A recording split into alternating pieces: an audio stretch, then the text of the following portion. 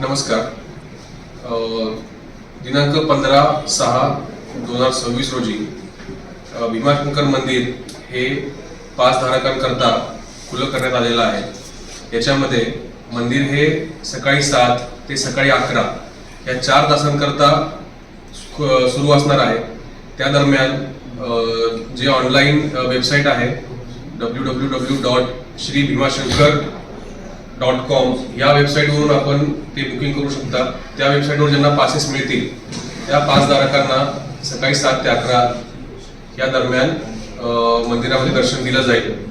आणि पासधारकांव्यतिरिक्त इतर कोणालाही दर्शनाला सोडता येणार नाही. मंदिर परिसरामध्ये मोठ्या प्रमाणावर कन्स्ट्रक्शनची कामे चालू आहेत. त्याच्यामुळे त्या ठिकाणी काम चालू असल्यामुळे, मोठ्या मशिनरी असल्यामुळे, खोदकाम झालेलं असल्यामुळे सदरच्या ठिकाणी सुरक्षित दृष्टीने आपल्याला जास्त लोकांना सोडता येत नाही. त्या कारणाने फक्त आता 1000 लोकांना प्रायोगिक तत्वावर त्या ठिकाणी दर्शन सुरू करण्यात आलेलं आहे. तर माझी सर्व भाविकांना ही आवाहन राहील की आपण ऑनलाईन पास बुक केल्यानंतरच सदरच्या ठिकाणी आपण मंदिर परिसरामध्ये यावे. ज्यांच्या जवळ पास नाही त्यांना मंदिर परिसरामध्ये देखील आपल्याला सोडता येत नाही. त्यामुळे मंदिर परिसरामध्ये देखील जाता येत नाही.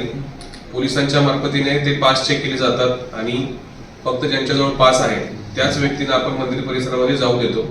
तर आपल्या मार्फतीने आम्हाला भाविकांना हेच आवाहन करायचे आहे की ज्यांना दर्शनासाठी यायचं आहे त्यांनी सदर दिलेल्या वेबसाईटवर आपण बुकिंग करावं आणि सदर बुकिंग मिळाल्यानंतर त्या तारखेला आपण सकाळी 7 ते सकाळी 11 या दरम्यान दर्शनाकरता यावं. पहिल्या आठवड्याचं 24 तारखेपर्यंत बुकिंग फुल झाल्या असल्यामुळे आता त्या वेबसाईटवर बुकिंग करता येत नाहीये. जेव्हा पुढच्या स्लॉटचं बुकिंग सुरू करण्यात येईल तेव्हा आपल्याला त्याच्यावर बुकिंग करता येईल. तर सर्व भाविकांनी त्याचा लाभ घ्यावा आणि त्या ठिकाणी बुकिंग करावं. परंतु भाविकांना आमचं आवाहन राहील, जे विशेषतः दुरून येणारे भाविक आहेत त्यांना आवाहन राहील की आपण कृपया बुकिंग करून यावं, जेणेकरून आपल्याला इथं येऊन दर्शन न करता माघारी जाण्याची वेळ येऊ नये याकरता आपण पास बुकिंग करावं आणि प्रशासनाला सहकार्य करावं. धन्यवाद. हे नेमकं किती दिवस चालणार आहे? हे आता काम आणि लोक आल्यानंतर कामावर त्याचा होणारा परिणाम याचे बघून ठरवलं जाईल की याच्यामध्ये वाढ करायची की काय करायचं. सर, काल खूप गर्दी झाली का मग तिथं?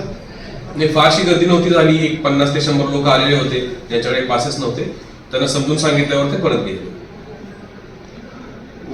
आपण शिरगावला चेक पोस्ट केलेलं आहे का? भीमाशंकर मंदिर हे बरंच घोडेगाव आणि खेड पासून पण जवळपास 1.5 ते 2 तासांच्या अंतरावर आहे. इतक्या वर गेल्यानंतर लोकांना माघारी परत येणं हे थोडंसं त्रासदायक होतं. याकरता आपण डोंगर चढण्या अगोदरच लोकांचे पासेस चेक करत आहोत, जेणेकरून वरून माघारी येण्यापेक्षा लोकांना अगोदरच समजेल की आपल्याला तिथे परवानगी नाहीये आणि लोकांचा वेळ वाचेल आणि लोकांची गैरसोय होणार नाही.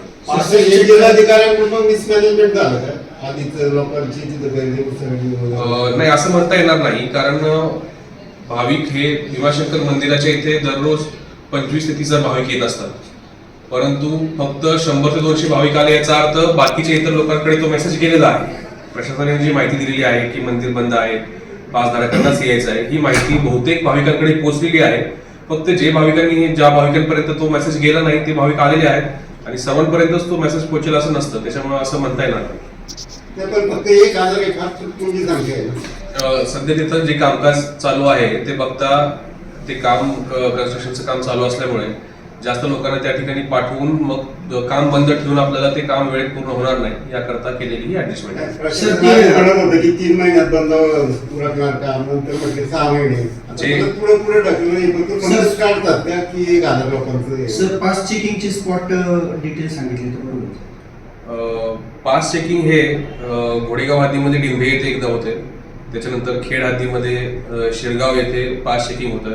त्याचबरोबर पार्किंग नंबर 4 आहे त्या ठिकाणी देखील पास चेकिंग होतं.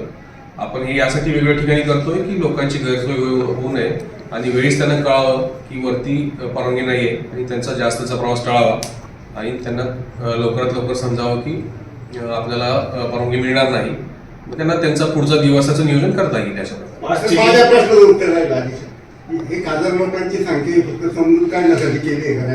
बरेच जे काम चालू आहे हे काम हा खूप मोठा आराखडा आहे. जे काम 2 वर्षामध्ये व्हायला पाहिजे होतं ते काम जवळपास त्यांनी 6 महिन्यामध्ये पूर्ण केलेलं आहे. अत्यंत स्पीडने केलेलं आहे. परंतु जर दर्शन पूर्णपणे चालू केलं तर लोकांचा वावर इतका वाढेल की तिथं आपलं कामकाज होऊ शकत नाही. परंतु कुंभमेळ्यापूर्वी हा देवस्थान प्रशासन की पोलीस प्रशासन? पास चेकिंगचं काम हे पास देवस्थान प्रशासनातर्फे दिले जातात, त्यांच्यातर्फे चेक केले जातात. परंतु तिथं त्या ठिकाणी गर्दी होऊ नये आणि ज्यांच्याकडे पास नाहीत ते लोक मंदिरापर्यंत जाऊन त्या ठिकाणी गर्दी आणि अडचण होऊ नये याकरता आपण पोलीस देखील सदरचे पास चेक करत आहे. सर आता 7 दिवसांचा प्लॉट हे कन्फर्म आहे का? नाही, ते स्लॉट्स आणि हे सगळं मंदिर प्रशासन बघतं. आम्हाला याच्याबद्दल त्यामुळे 7 कल्पना नाही. दिवसांचा प्लॉट सांगितलं 24 तारखेला. मी त्या तोपर्यंत बुकिंग फुल झालेलं आहे अच्छा. हे मी तुम्हाला सांगितलं. पण म्हणजे पुढचं आज मिळेल का नाही हे आपण सांगू नाही शकत. हा, पुढचं जेव्हा सुरू होईल तेव्हा मिळेल. सर VIP दर्शनासाठी काय म्हणजे आता बराच काल मी माहिती घेतली तर VIP बरेच आले होते, त्यांना सुद्धा दर्शन नाकारले, म्हणजे त्यांनी सुद्धा ऑनलाईन बुकिंग केलं पाहिजे असं म्हणणं आहे. ऑनलाईन बुकिंग आणि पास मिळाल्यानंतरच सोडलं जाईल, कारण त्या ठिकाणी विदाऊट पास जो सोडण्याचा नियम आहे तो सगळ्यांसाठीच लागू आहे. त्याच्यात काही वेगळा बदल असायचं काही कारण नाही. बाहेरच्या राज्यातून एखादे आमदार किंवा खासदार सारखे महत्वाचे व्यक्ती आलं तर त्यांना सुद्धा हा नियम लागू करण्यात येईल का? तसं काल देखील करण्यात आलेलं आहे. सर्वांसाठीच ते लागू आहे. त्यांना पास धारकांनाच मंदिरात पाठवण्यात येतं. तो नियम सगळ्यांसाठी लागू आहे. देवस्थान आणि पुजाऱ्यांनी समजा त्यांच्या वैयक्तिक किंवा नात्यातले लोक यायचं म्हटलं तर त्याच्यासाठी तुमच्याकडे काय?